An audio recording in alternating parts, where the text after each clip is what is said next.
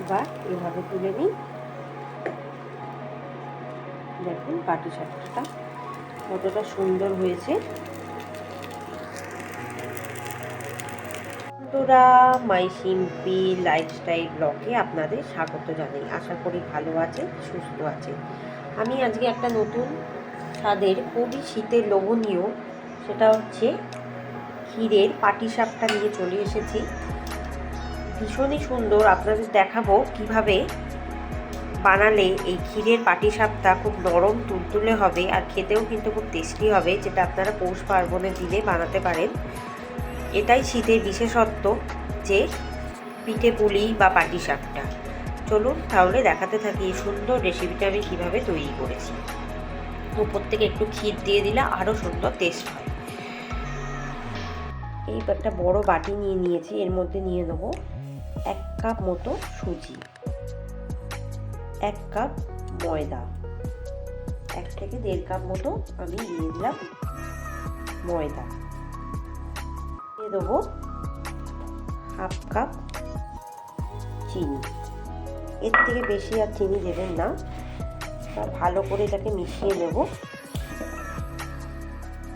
নেওয়ার পর উষম দুধ দিয়ে আমি কিন্তু ব্যাটারটা গুলবো হাতের সাহায্যে, যাতে কোনো রকম তেলা পাকিয়ে না যায়। আর খুব পাতলা ব্যাটারও হবে না, আবার খুব ঘন ব্যাটার হবে না, একদম মিডিয়ামভাবে ব্যাটারটাকে গুলতে হবে। প্রথমে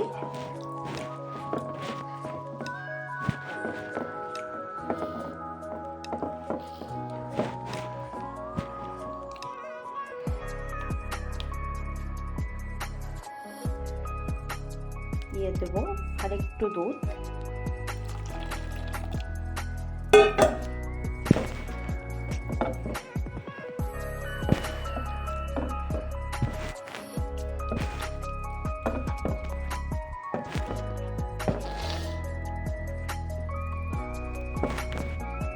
দেখুন ভালো করে গোলা হয়ে গেছে। এবার 1 ঘন্টা আপনারা কিন্তু এটাকে রেখে দেবেন, কারণ সুজিতে দুধ টানে। আর এভাবে একটু ভালো করে ফেটিয়ে দেবেন, একদম স্মুথলি ভাবে। দেখুন ব্যাটারটা রেডি।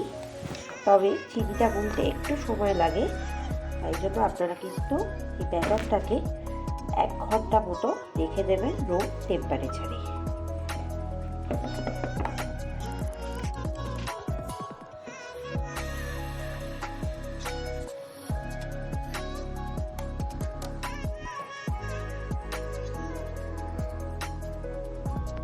এখানে আমি 1 কাপ মতো দুধ নিয়ে নিয়েছি। এটাকে ফুটিয়ে আমি একটু ঘন করে নেব। এবার ওর মধ্যে দিয়ে দেবো আমি 1 কাপ নারকেলের ঘন দুধ,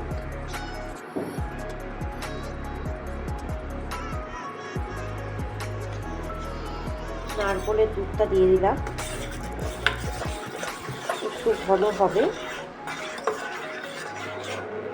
আর একটু নারকেল গন্ধ আসবে।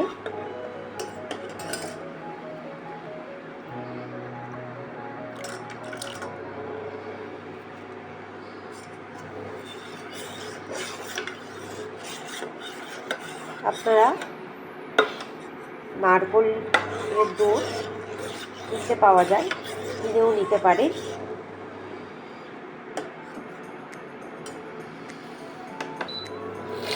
এবার দিয়ে দেবো খেজুরের গুড় 50 গ্রাম মতো,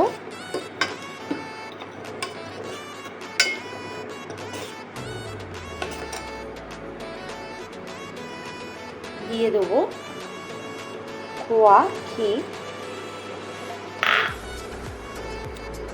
200 মতো,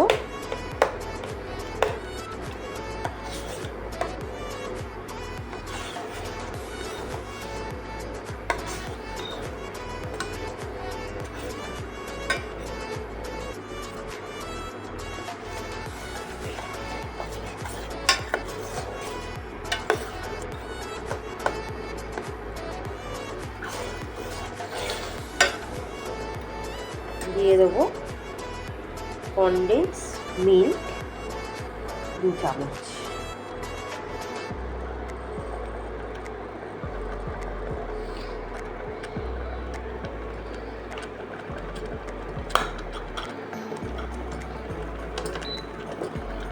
দিয়ে এটাকে একদম ঘন করে তৈরি করে দিতে হবে।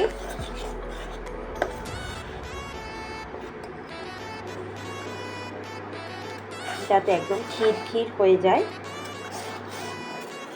একদম লো ফ্লেমে করতে হবে, তাহলে কিন্তু পুরটা পুড়ে যেতে পারে।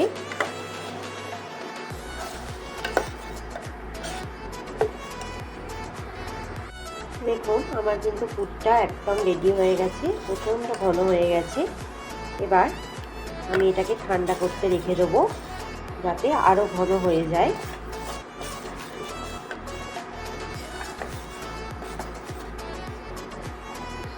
দেখুন কতটা ঘন হয়ে গেছে।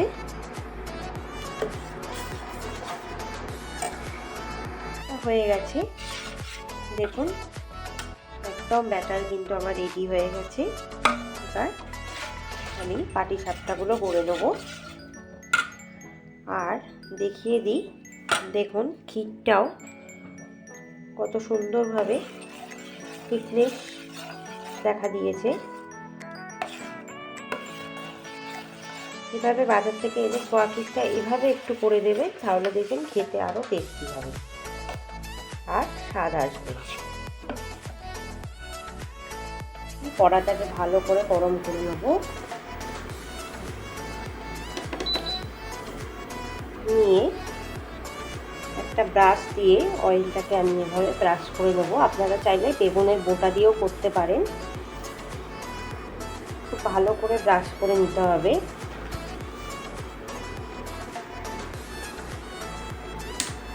এবার আঁচটাকে একদম কমিয়ে দেব, দিয়ে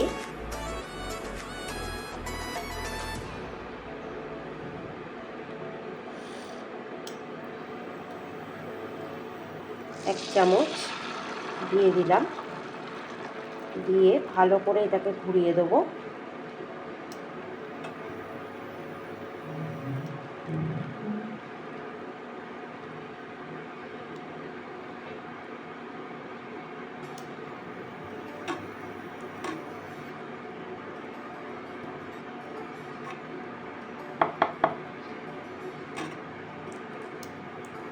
একদম লোতে করবেন,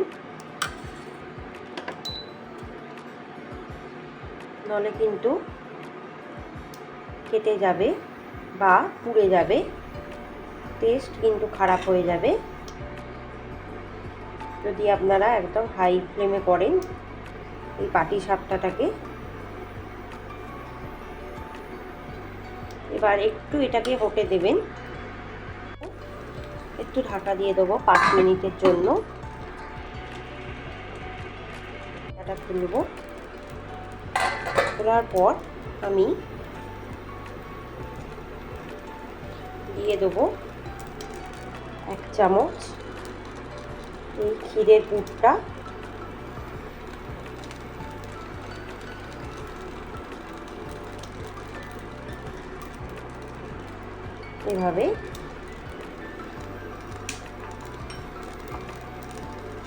এভাবে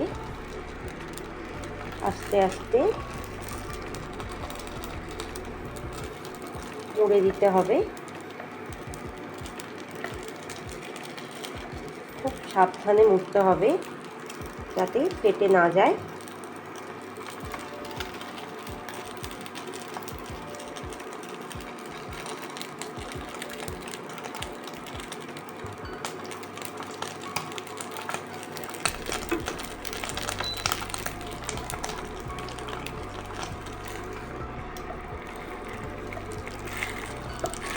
ব্যাস আমার কিন্তু পাটিসাপটা রেডি।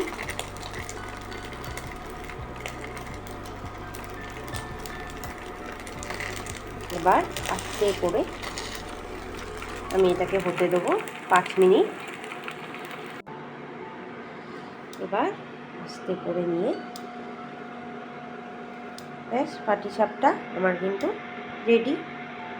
এভাবে পাখিগুলো তৈরি করে নেবো। আর একবার আমি দেখিয়ে দিচ্ছি আপনাদের। বাড়িতে বানাবেন, অবশ্যই কিন্তু জানাতে আমাকে ভুলবেন না। আর আমার আগের রেসিপিগুলো কিন্তু কেমন লাগছে এটাও কিন্তু আমাকে জানাবেন। এভাবে আস্তে আস্তে করে মুড়ে দেবেন।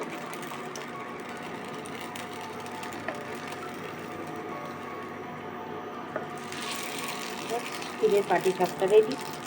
বাড়িতে বানিয়ে নিন, সকলকে খাওয়ান, দেখবেন ভীষণ ভালো লাগবে। তেল অনেকটাই আছে।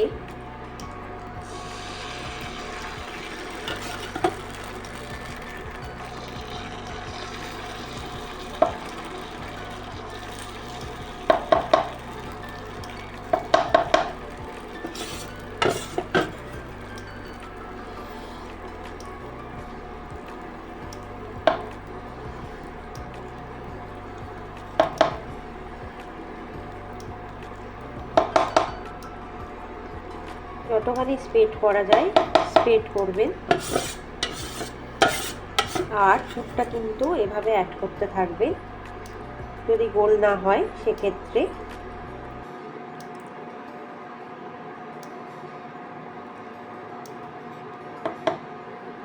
আর অবশ্যই কিন্তু সাদা তেল ইউজ করবেন।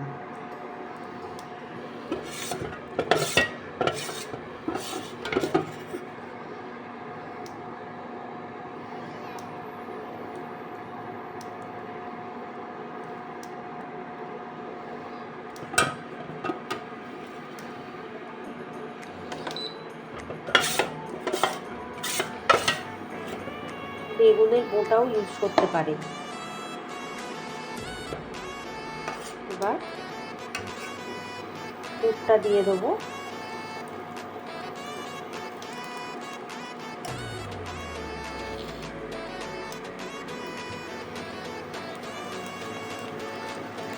দেওয়ার পর এভাবে